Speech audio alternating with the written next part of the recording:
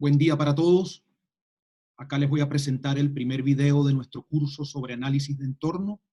Vamos a comenzar discutiendo acerca de la naturaleza de los principales actores sociales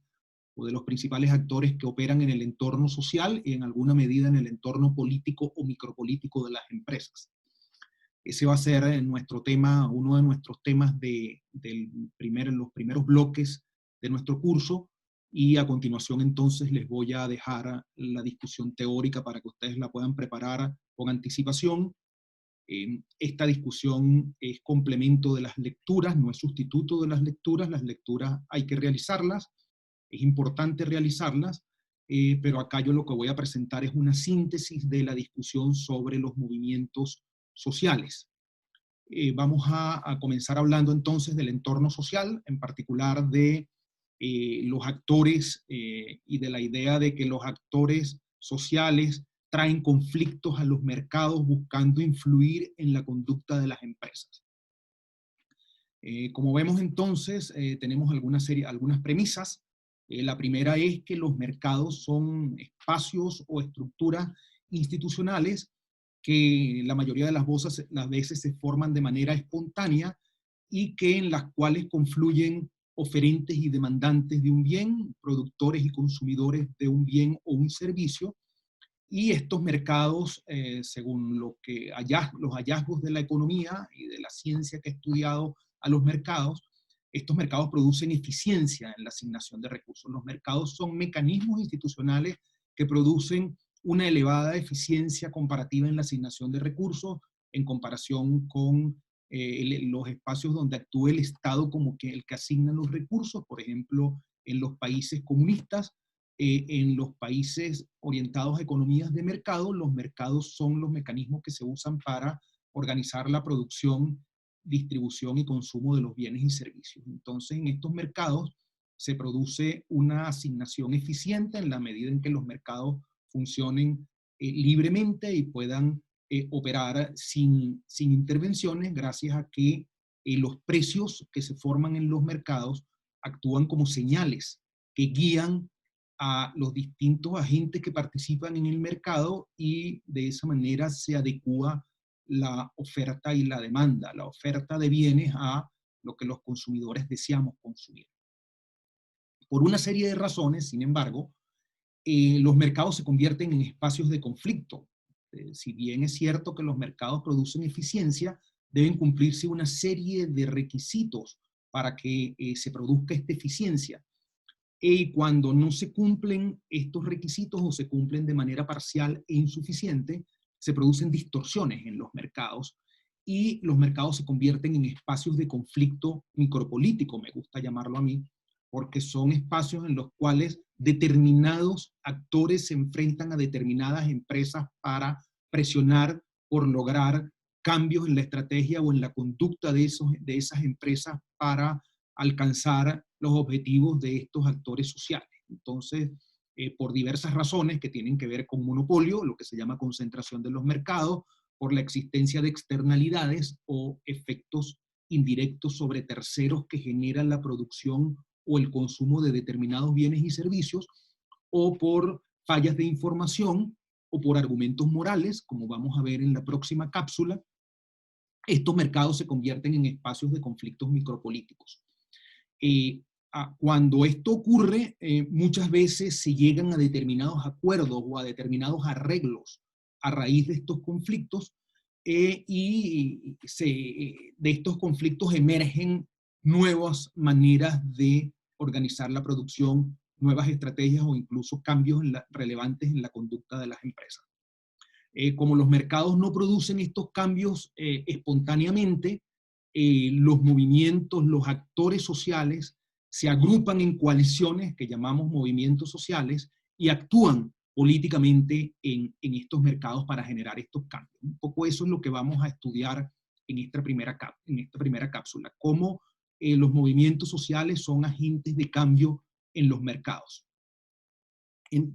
Yendo más al detalle, ¿qué son los movimientos sociales? Estas son coaliciones en las cuales se unen distintos actores que luchan por determinado cambio, buscando determinado cambio social determinado cambio que tiene implicaciones sociales importantes, y estos actores sienten que tienen un acceso desigual al poder y muchas veces se oponen a la manera como se organiza naturalmente o cómo se distribuye naturalmente ese poder, que es lo que se llama el status quo.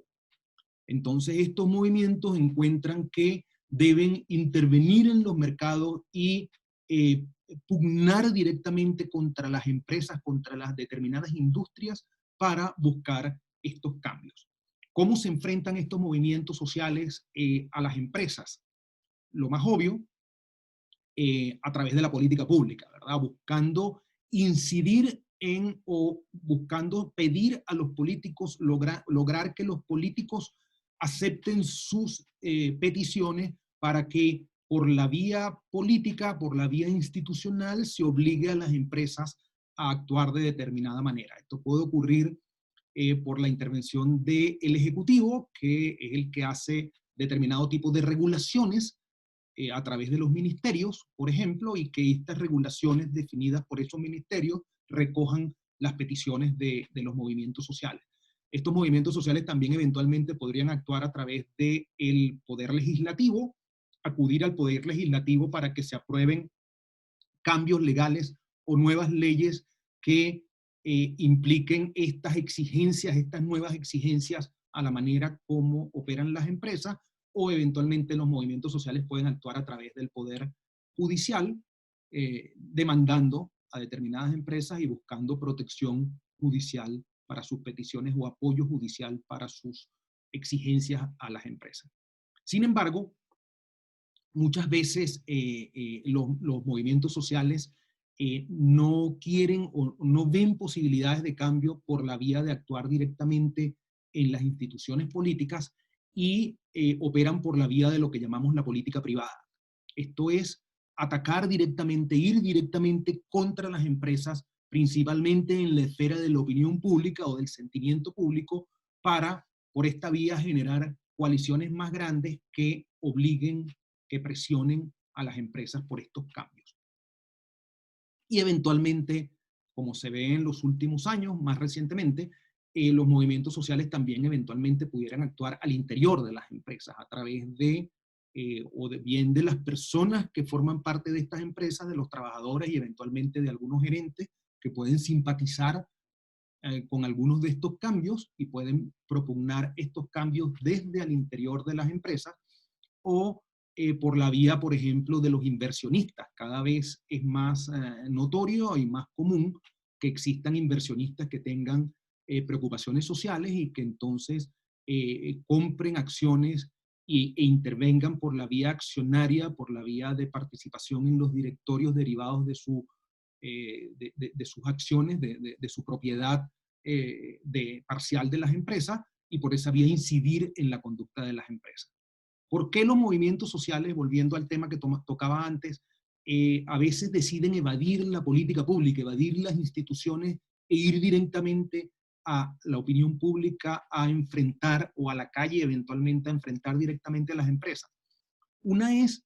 porque con la globalización algunas reglas, algunas regulaciones se han globalizado y dada la competencia global, los estados han perdido capacidad para desviar, para ajustar estas regulaciones, porque ajustarlas individualmente hace que las empresas de ese país estén en desventaja frente a las empresas de otros países, y por lo tanto los cambios regulatorios deben ser globales. Esto es uno de los temas relevantes que ha planteado la globalización y que hoy son sujetos de discusión a raíz del surgimiento de movimientos populistas, de movimientos proteccionistas y de movimientos que se oponen a la globalización. El segundo argumento relevante de por qué los movimientos sociales deciden actuar directamente contra las empresas es porque las empresas concentran poder político. Las empresas tienen recursos suficientes, o grandes empresas o coaliciones de empresas tienen recursos poderosos o concentran un gran poder para poder incidir en la política pública por la vía del financiamiento de los políticos, del financiamiento electoral, y del lobby, del acceso de las empresas a las esferas políticas, bien sea a partir del dinero o bien sea a partir de las relaciones, de las redes, y muchos movimientos sociales entonces perciben que las empresas de alguna manera pudieran tener capturado al poder político, a los decisores políticos,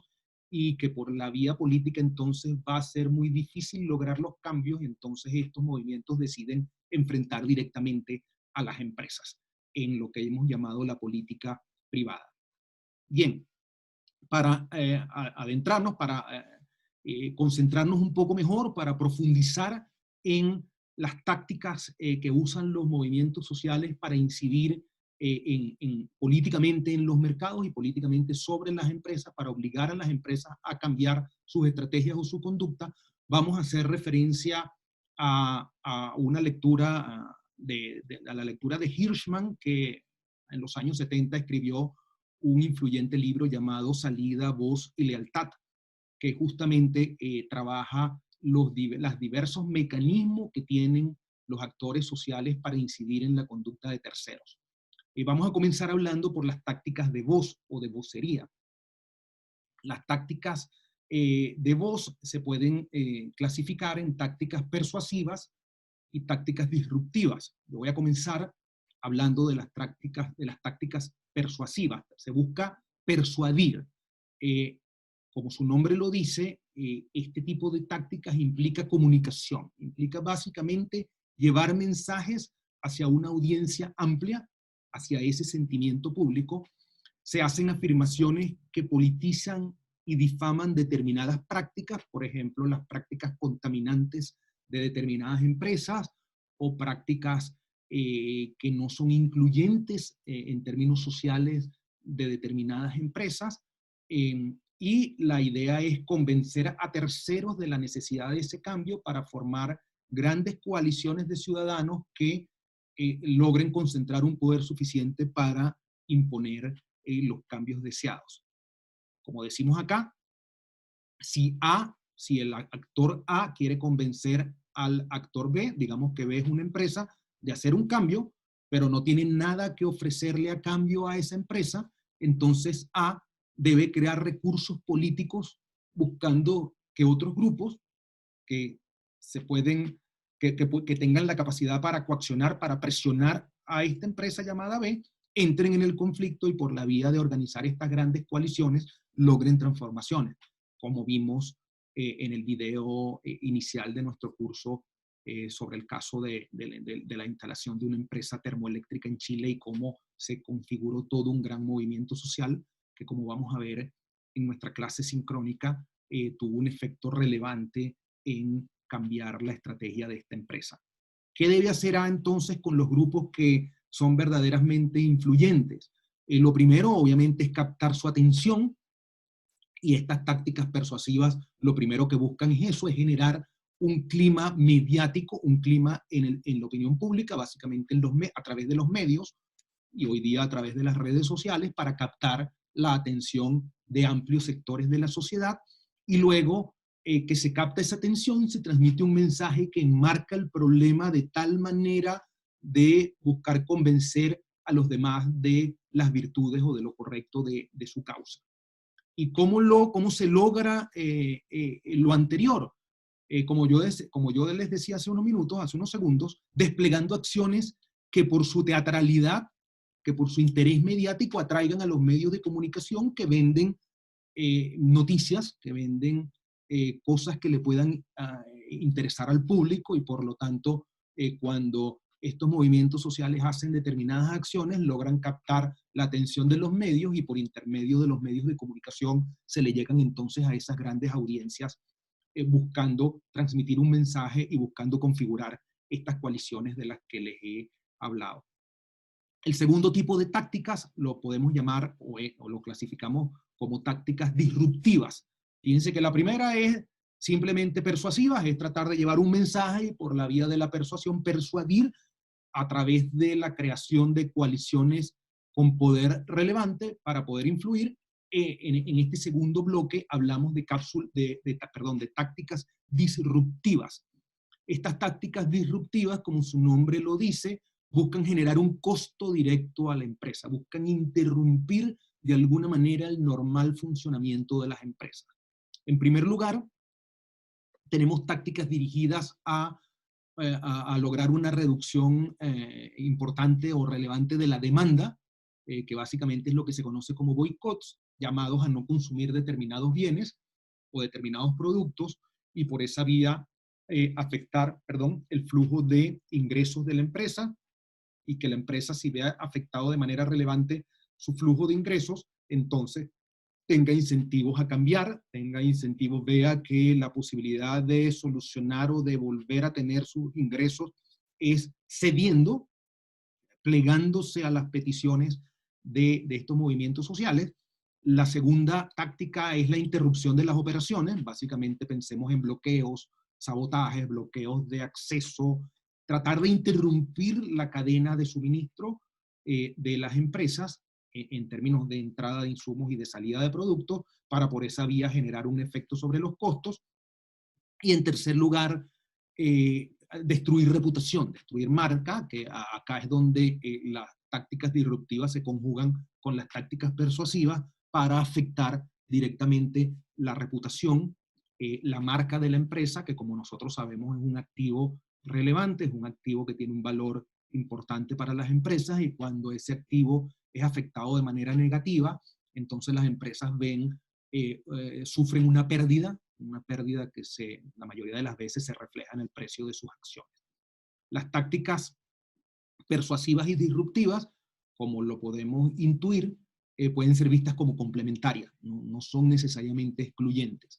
De hecho, las tácticas disruptivas son un mecanismo efectivo para atraer la atención de los medios, y una vez que se atrae la atención de los medios, entonces comunicar los mensajes persuasivos, comunicar los mensajes que buscan persuadir a amplios sectores de la sociedad para lograr estas coaliciones que empujen los cambios. En la medida en que el mensaje se difunde, entonces se fortalece la coalición contra la empresa, se debilita la coalición pro empresa, y por lo tanto las empresas comienzan a sufrir costos. Eventualmente las empresas pueden sufrir pérdida de consumidores, o pueden sufrir incluso pérdida de socios o de proveedores que encuentren que seguir asociados con esta empresa comienza a afectar su reputación, y por esa vía se tiene un efecto que busca lograr los objetivos de los que hemos hablado antes. ¿Cuáles son los efectos de las tácticas de los movimientos sociales sobre el desempeño financiero de las empresas? Nosotros hemos visto entonces que el objetivo, sobre todo de las tácticas disruptivas, es crear un efecto directo de ambas, ¿verdad? Porque si se destruye reputación a través de la persuasión, también se crea un costo financiero directo, pero las prácticas disruptivas crean eventualmente interrupciones, como su nombre lo dice, en la operación de las empresas que tienen costos relevantes. Por ejemplo, un boicot efectivo puede generar una salida de clientes significativa, con lo cual va a tener, como decíamos antes, un efecto sobre el ingreso, sobre el flujo de ingresos de las empresas. Una obstrucción exitosa del acceso a la empresa o de las operaciones de la empresa puede incrementar de manera significativa los costos, y por esa vía generar un daño financiero. Una protesta exitosa puede afectar la conducta y las preferencias de empleados clave, gente que desde adentro de la empresa comienza a presionar por cambios, o que eventualmente puede decidir salir o no estar dispuesta a trabajar en una empresa que tenga este sello que logró instalar el movimiento social. Y las jugadas de los activistas pueden también afectar, como comentábamos antes, la confianza de los inversionistas en esta empresa. En la medida en que los inversionistas pierden confianza en una empresa, el valor de la acción de la empresa en el mercado bursátil cae de precio. Para esto hacemos referencia a la hipótesis de los mercados eficientes, propuesta por un autor llamado Fama, también hace varias décadas ya, que plantea que toda la información relevante y públicamente disponible sobre una empresa está contenida en el precio de su acción, obviamente siempre que esta empresa cotice en bolsa, cotiza en la bolsa de valores, y por lo tanto una protesta o una serie de protestas de movimientos sociales contra una empresa pueden ser una señal que sea leída por los inversores o por los inversionistas como que va a ocurrir una interrupción relevante en el flujo de caja futuro de esta empresa y por esa vía afecta el valor de la acción, ¿verdad? Porque los inversionistas comienzan a querer deshacerse de acciones y en la medida en que los inversionistas se deshacen de acciones, cae la demanda de acciones o la demanda de acciones es inferior a la oferta de esas acciones y por lo tanto cae el precio de la acción en el mercado. ¿Cuál es la efectividad relativa de las tácticas o qué podemos decir sobre la efectividad relativa de las tácticas de los movimientos sociales sobre el desempeño de las empresas? Bueno, lo primero es que los activistas son más influyentes, de acuerdo a lo que han observado algunos estudios empíricos que se han realizado sobre esto, los activistas son más influyentes cuando apuntan a temas críticos que están relacionados o con los trabajadores o con los clientes, los clientes directos de la empresa. Entonces, estos temas obviamente son una anticipación de problemas que pueden afectar o bien los costos y la operación de las empresas, o bien el flujo de ingresos, como decíamos antes, y por lo tanto, este tipo de mensaje tiene un mayor efecto que otros mensajes que pueden estar dirigidos a otros temas no tan medulares como estos. Lo segundo es que los activistas son más influyentes en la medida en que pueden atraer más atención de los medios, obvio, ¿verdad? Porque el mensaje se distribuye más globalmente, y en la medida en que el mensaje se distribuye más globalmente, la confianza de los inversionistas comienza a verse afectada. Lo tercero es que los activistas son menos exitosos en la medida en que la empresa ha tenido más cobertura mediática en el pasado. En la medida en que la empresa ha tenido más cobertura mediática en el pasado, diversos temas de la empresa se han discutido públicamente y los inversores tienen entonces una mayor cantidad de información que les permite formarse un juicio más afinado o la discusión pública de estos temas ha permitido observar cuál es la respuesta de las empresas a estas discusiones y por lo tanto hay menos posibilidad de que los activistas puedan generar un daño financiero específico. Lo cuarto es que si las empresas han iniciado programas de responsabilidad social antes de los ataques, la existencia de esos programas puede proteger a las empresas de los ataques de los activistas. Pero, y como último punto, no es así cuando las empresas inician estos programas de responsabilidad social como respuestas a las demandas. Se ve como algo reactivo y por lo tanto esa reacción no tiene un efecto relevante para mitigar los costos financieros que puede tener la acción de los movimientos sociales. Bien, estas fueron las tácticas de voz en los términos de Hirschman. Ahora vamos a hablar de las tácticas de salida. ¿Verdad? Las tácticas de voz, como vimos, son básicamente protestas, campañas de opinión pública y protestas en la esfera de los medios y eventualmente en la calle, en las calles, más cerca de las personas, que buscan cambiar la conducta por la vía de instalar mensajes. Sin embargo, también los actores pueden buscar tácticas de salida. ¿Qué quiere decir esto? Por ejemplo, de crear nuevos mercados o nuevas formas organizacionales. Imagínense determinadas empresas que contaminan,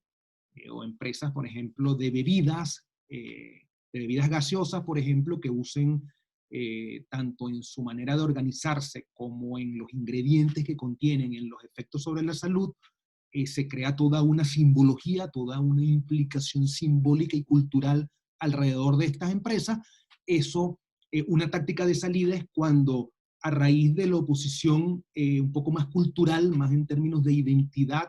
a ese posicionamiento, se abren oportunidades de nuevos mercados asociados con símbolos renovados, con símbolos vinculados a el mundo deseado por estos movimientos sociales.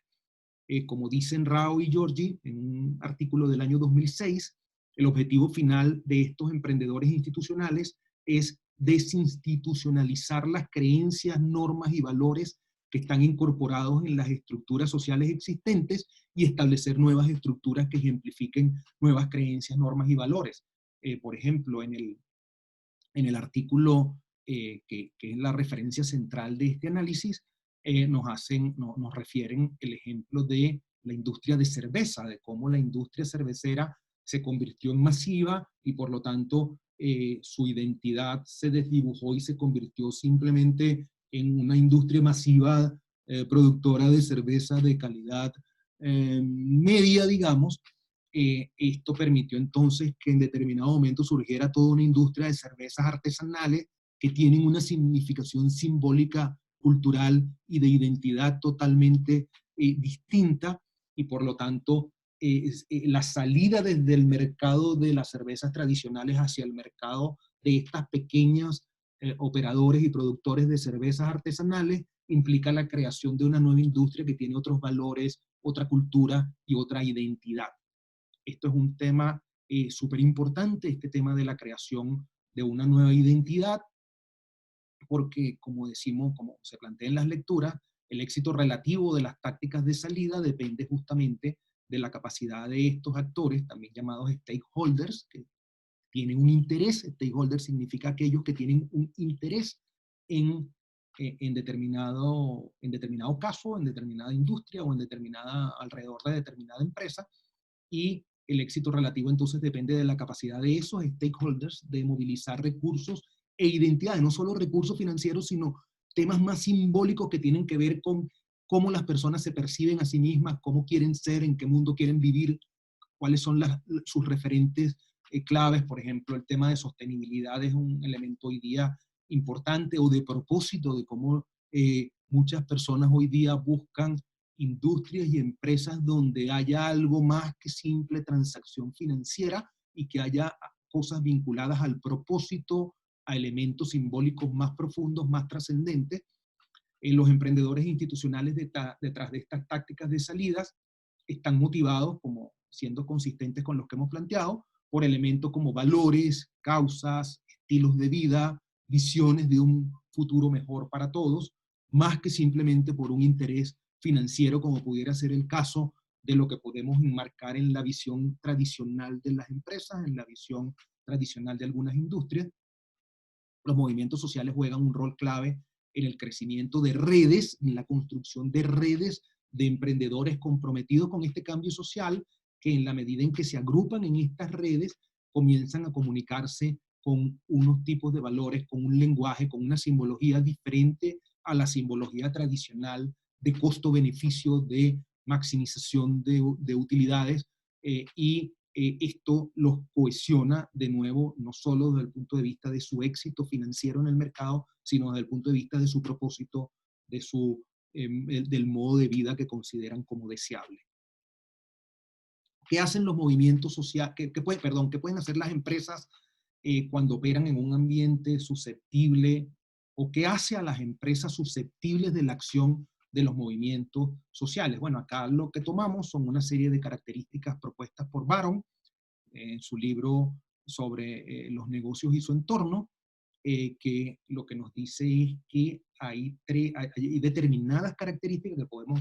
agrupar en tres áreas que hacen a las empresas más susceptibles de la acción de los movimientos sociales. En términos del ambiente de operaciones, obviamente si las actividades de la empresa generan efectos negativos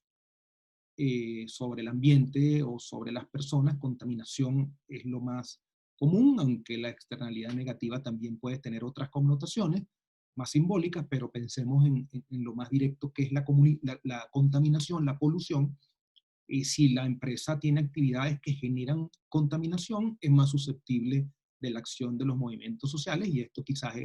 es súper común, no solo en Colombia, sino en el resto del continente y en todo el globo. Podemos ver cómo las empresas que generan este tipo de efectos son vulnerables, son atacadas por movimientos sociales.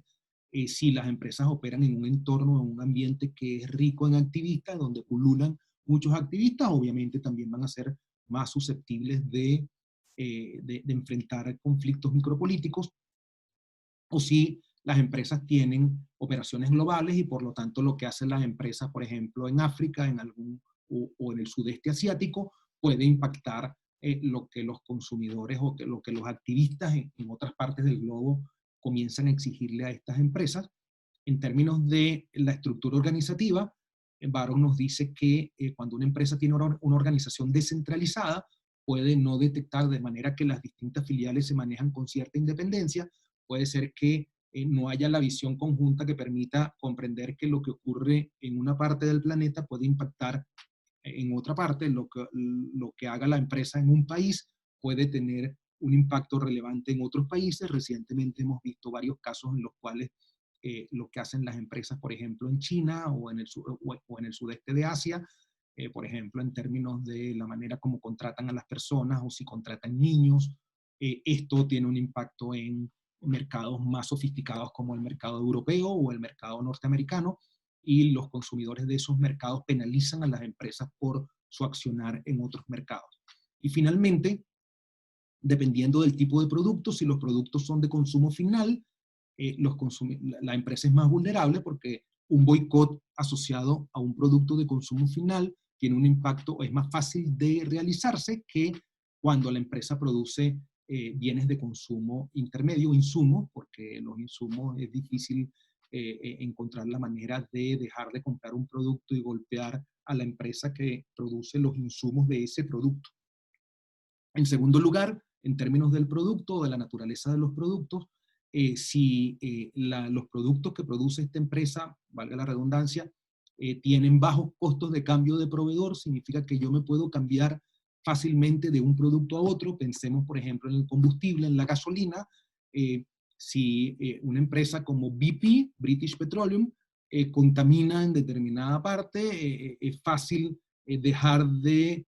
surtir gasolina para nuestros vehículos en las estaciones de servicio de esa marca, y por esa vía golpeamos a esa empresa, y efectivamente eso ha ocurrido, casos como este han ocurrido. ¿Por qué? Porque es fácil dejar de consumir gasolina en la estación de servicio de una marca y pasar a consumir gasolina en una estación de servicio de otra marca, porque las gasolinas son bienes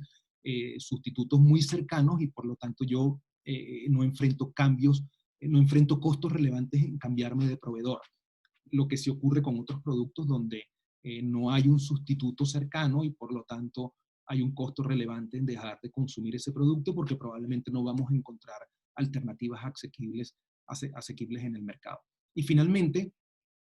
si el producto está asociado con una marca que puede ser dañada, que puede ser afectada, y que el valor de esa marca es relevante para los accionistas de esa empresa, obviamente esa empresa va a ser más vulnerable a la acción de los movimientos sociales. Bien, con esto entonces cerramos esta cápsula, esta breve síntesis de la discusión preliminar sobre los movimientos sociales. Muchas gracias, y nos vamos a ver pronto con una nueva cápsula, con un nuevo video donde vamos a tratar el siguiente tema.